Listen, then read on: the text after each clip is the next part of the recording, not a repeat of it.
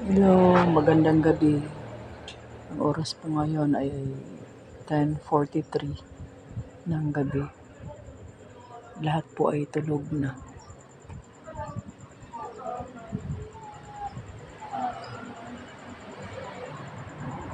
May gising pa palang isa.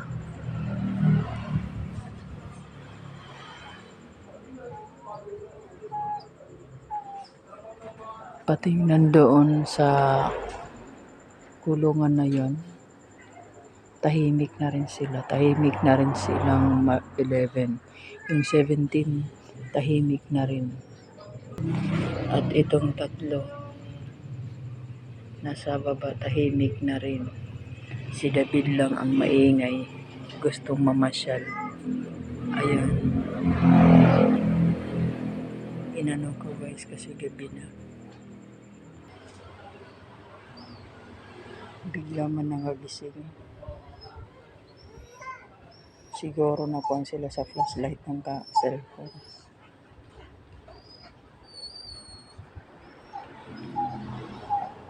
May maingay. Mga tulog na. May maingay dun sa kapitbahay namin. Ang sarap ng hangin ngayon. Hindi lang ngayon, dahil naman ang kada gabi. Kasi guys, malapit na kami sa matataas na kabundukan ng Cavite. Kaya medyo malamig.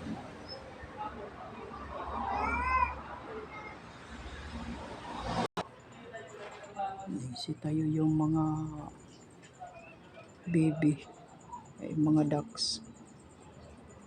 Sa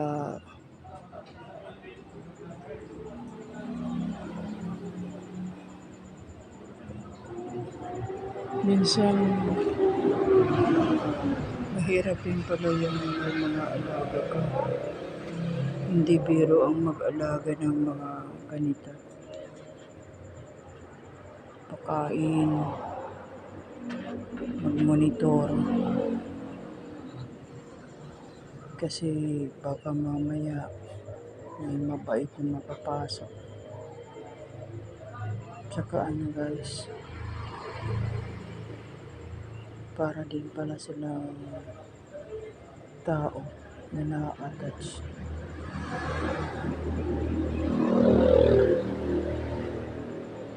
Ayan, flashlightan ko.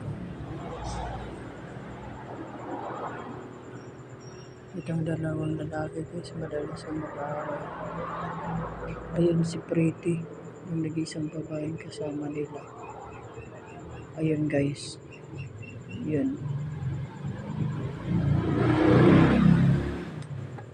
Mahirap pala ang may mga alaga kang kahalapan. Minsan ma-attach ka sa kanila. Tapos parang alam mo nakikipag-usap sa'yo.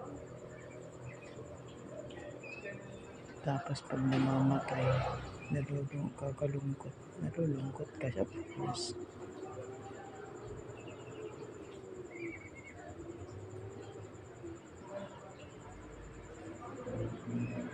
Para silang ganyan ni Tracy. Titig na titig dito sa camera. Hindi gumagalaw. Parang akala mo ginoobserbahan yung ginagawa ko.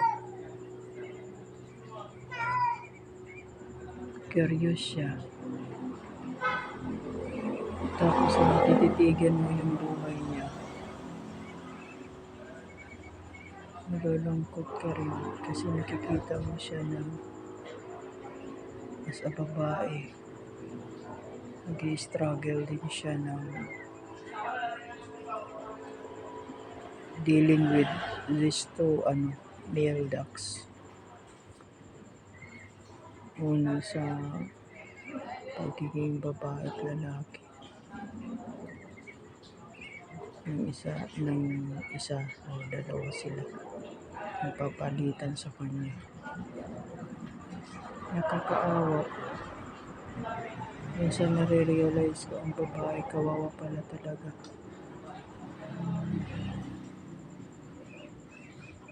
May hugot guys.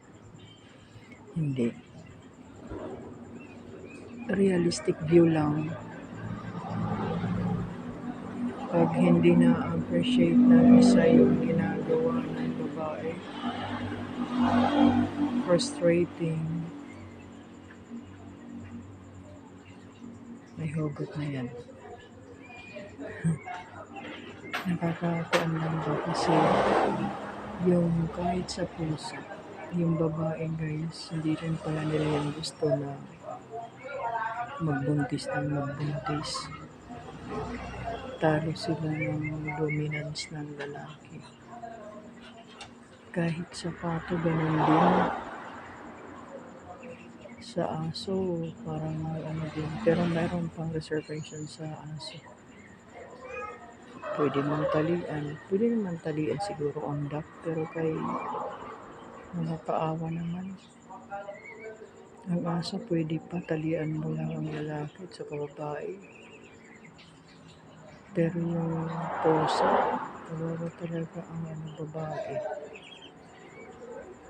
Mas kawawa itong mga ducks kaya pwede silang kainin. Nakakaano. Kanina yung 11 guys. Natutulog ay nung bago sila matulog. Nag-iingay. Sabi ko, magsitulog na kayo, B. Tapos lahat sila nakatingin sa akin, tapos nagsitigil sila ng ingay. Sabi ko, magpahinga na kayo kasi hating gabi na. You close your eyes na, baby. Nagsiupo sila ng dali-dali kasi para silang may faction. Yung naghati sila ng grupo, ang isa 5, ang isa 6. Tapos tinititigan ko sila, lumapit sila, sabi ko, na parang may faction pa rin. Sabi ko, huwag kayong maghiwa-hiwalay, magtabi-tabi kayo. Basta yung 6 nagsilapit doon sa 5.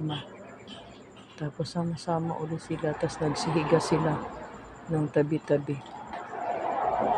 Tapos nanahimik sila. Ayan. Pag alis ko, nagtayuan ulit sila. Para silang mga tao din. Pagka sinasabihan na sunod, minsan pagkatalikod mo, wala na.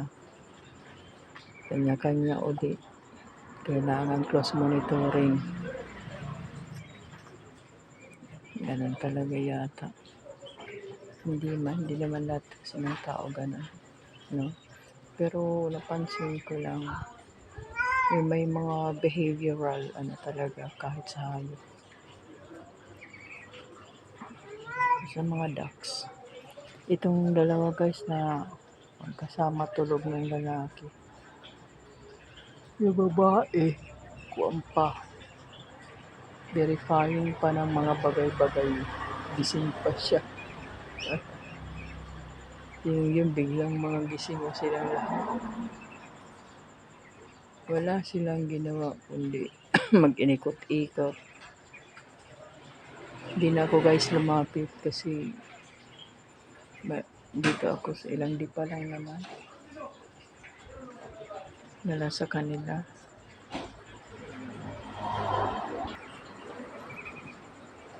Ay nako. Tahimik ang buhay.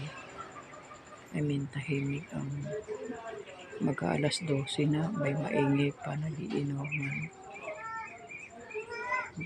Kwentuhan. Maingay na nga ang sasakyan, maingay pa ditong kapitbahay ko. Sana makaramdam sila ng hiya. Sana mayroon namang demokrasya naman, kaso namang ganitong pagkakataon sana naiisip nila yung welfare ng kapitbahay nila. Hindi natin sisi kasi everyone is unique na. Minsan, ma-realize ko pagka working employee ka and then you retired, meron talaga, o kahit hindi ka nag-retire, pagka halimbawa you're looking for a place to live na meron kang tranquility. As in, ma-appreciate mo talaga yung tranquilidad. Kailangan mong maghanap ng lugar na hindi ganitong environment. You isolated ka in a number of square meters. Nasa sarili kang compound. Malayo sa pintuhang walang saysay. Pintuhang walang saysay. Ganun talaga ang tao minsan, guys. Bonding moments. I don't know. Kasi kung hindi ako hindi ko gaanong nakikwento ng mga bagay na wala namang kinalaman sa yung mga bagay na walang kinalaman sa something that would benefit na mga beneficial ng mga usapan, or halimbawa makikipag-usap ka for something na educational or parang optimistic view ba. Minsan kung wala ka na rin, sabi nga, kung wala ka na rin lang nasabi na hindi maganda, huwag ka na magsalita. Lalo pa pag mayroon kang conversant, dapat yun. Anyway, everyone is unique. Again, kailangan nating mag-adjust, sabi nga, para sa makaakma ka sa sibilisasyon. Depende kasi sa environment, di ba? Pag ang environment mo medyo okay naman,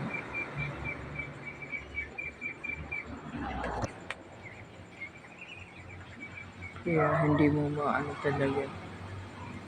Pero pagka maganda naman ang environment mo, talagang ma-appreciate mo talaga. Lalo na pagka medyo angat ka sa buhay, ma-appreciate mo. Pero kung kagaya ko, sabit lang, I don't have any work at all. Ganun. Sabit lang ako sa husband ko.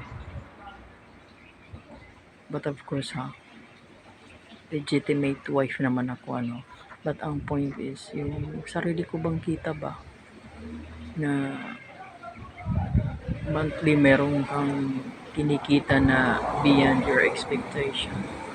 I mean, yung laki-laki. Para naman meron kang sariling pinagkukunan ng mga pangangailangan mo. No? Hindi yung dependent ka. Kasi nakakahiya pagka nagbibilangan blows Hindi naman niya ako binibilangan, pero lang, similar to that lang. Loka. Ay guys, kaya ako kinukuha po ang video ito kasi na I mean, yung pagkakataon to communicate with you. Kasi pag daytime mainit na mainit, pagka tapos super ingay, medyo ngayon gabi panalagsa lang ang sasakyan. Anong sa Tagalog ang panalagsa? Yung kuan ba? Yung kunti lang ba? Anyway, nakakatuwa ang lamig ngayon ng hangin. Hindi kagaya ng isang gabi. Parang saring pahawaray, maalindanga. I don't know sa Tagalog kung ano sabi nun. Ang simoy ng hangin ay maalindanga. Hindi ko alam sa Tagalog, guys. Kaya sabi ko, ang sarap ngayon magmuni-muni. Ang sarap ngayon makipag-usap. Ganito pala ang vlogger, guys, no? Makikipag-usap ka sa kung sino na di mo naman alam mo sino ang nakikinig o makikipag-usap sa iyo. So, kikita mo sa views, kakapiraso lang ng viewers. Kakapiraso lang yung yung nagla-like. Pero guys, maraming salamat sa mga nagla-like po ng mga videos ko. Naka 200 na po ako. Maraming salamat po. Sana umabot pa ako ng mas marami pa. Kasi gusto ko sana mapatunayan ko talagang kumikita ang YouTube. I mean, ganitong pamamaraan. Kasi yung iba, kumikita daw sila. Anyway, sana nga. Ang gusto ko lang ma-appreciate lang yung viewers ko. Yung mga bagay good under the sun. Lahat ng creations ng Panginoon sa ibabaw, under the sun, sa ilalim ng langit. Kaso, very limited guys ang aking mga videos at mga parang sinunin mo sa other vlogs. Minsan nag-post ako ng mga bagay like mga langgam. Nakakatuwa lang kasi na-discover ko sa pag-vlog ko na ito. Pati mga langgam, ang dami palang ang dami palang uri ng langgam. Napakarami pala, hindi ko pa po lahat na nabibidyohan guys. Pag someday nawa, mabidyohan ko lahat ng uri. Ang daming uri ng langgam. Merong maliliit na maliksi, merong maliliit na mapabagal, merong mababagal na nananakit na malakas mangagat, merong mababagal na hindi nangangagat, merong namang mabibilis na maliliit, merong namang malalaki na mabibilis, merong malalaki na mabagal, merong malalaki na totally nangangagat. Anyway, napakarami palang kailangan i-features mo. Kahit na yung mga cobwebs na nakadikit sa leaves, gusto ko sanang i-view. Kaso, minsan hindi ko dala ang cellphone ko. Kasi may mga views or may mga creations ng Panginoon na malilit na bagay na kung tititigan mo, ma-appreciate mo talagang Panginoon sa lahat ng kanyang mga ginawa. Napakaliit. Ultimo guys, yung mata nakita ko sa microscope. Different colors pala talaga ang ugat. May violet, may green, may blue, may para pang yellow. Tapos ikis-ikis, may malaki, may maninipis, may samad ganon. First time kong nakita sa microscope na na tawag nito, na ganun. Yung kuan ng mata nung nagpa-check up ang tatay ko sa sa isang hospital sa ophthalmology. Ophthalmology? Parang ganun. Napakarami. At one time, minsan din gaya ng ang ginawa ni Lord na itong mga duck example. Pag tinititigan ko sila, di nagbe-verify din sila, nagkakatitigan kami. May mga identification ako sa kanila eh. Pag kinakausap ko sila, para silang nakikinig, yung kanilang pakikipag-usap, mayroon din pala silang anong tawag nito, yung parang communication niya ways, parang ganon, na nagkakaintindihay sila. Sabi ko, grabe si Lord, pwede naman siguro mag-communicate ang tao sa ganito sa duck. Pero ang medyo matatanong mo rin sa sarili mo na ano kaya kung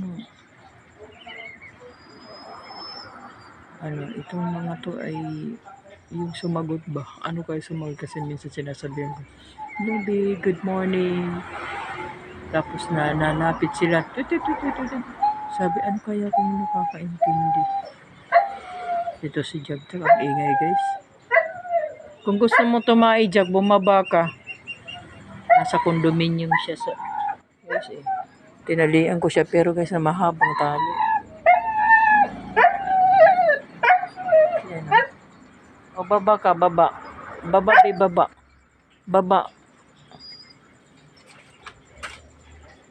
Doon siya sa condominium niya, maingay. Baba ka, Jack. Baba ka kung nakukuang ka. Baba. Maingay. Akala ko pinakatahimik na. Magmumuni-muni sana ako ng gusto. Anong gusto?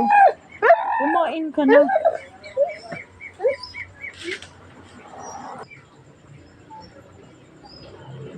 Biglang nag-ingay. Guys, si Jack, pasensya na. Naputol ng sandali. Ay, akala ko ayun si David guys. Doon sa higaan na. Hindi isa.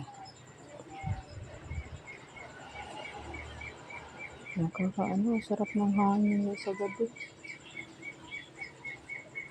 Parang ang sarap magduyan. Maganda sana dito magkabit ng duyan. Kaso, mabaho man minsan itong mga ihi nila dito.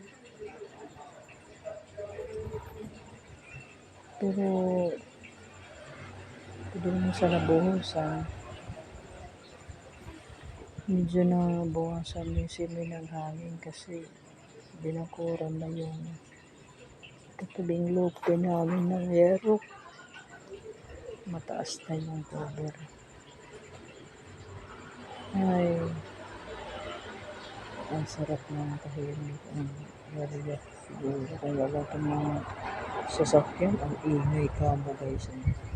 Sasakyan. Pero kahit maingay, ay sarap ng hangin, sarap ng hininga. Napakasarap lang po. God, salamat po. Lord Jesus, maraming salamat po. Nakakatuwa.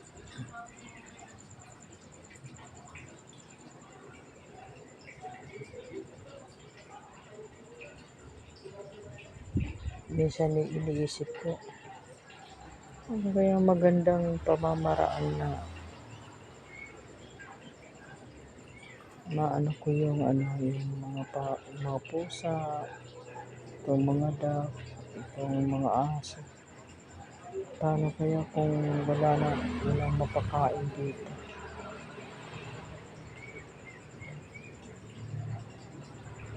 Ay, nako. Gusto ko sana mamasyal ng iba pang lugar. Nakikita nyo guys, ang ihip ng hangin. Ayun, yung pag-wave ng mga plants. Ngayon sa hangin. Nakatuwa.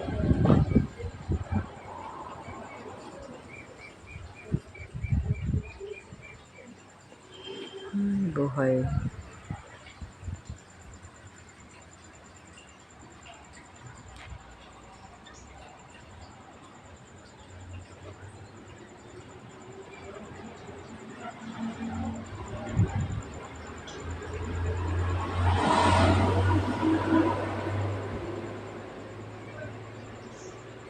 Tinitingnan ko yung yung mga dahon-dahon, ay yung dahon ng mangga.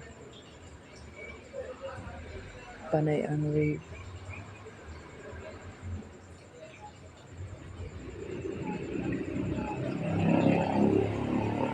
Simple lang ang buhay. Tingnan lang, tingin-tingin sa puno ng mangga. Hindi ka naman pwedeng magreklamo sa puno ng mangga. Kasi mas mabuti pang tao nakakalayo sila. Dyan lang talaga sila sa tabi. Nakakaano na. Magreklamo ka pa. Nakaka-move ka ng ilang metro, ilang miles, ilang kilometers. Anyway, guys, next viewing na lang uli. Maraming salamat sa pakikinig. Maraming salamat po sa inyo. Good night.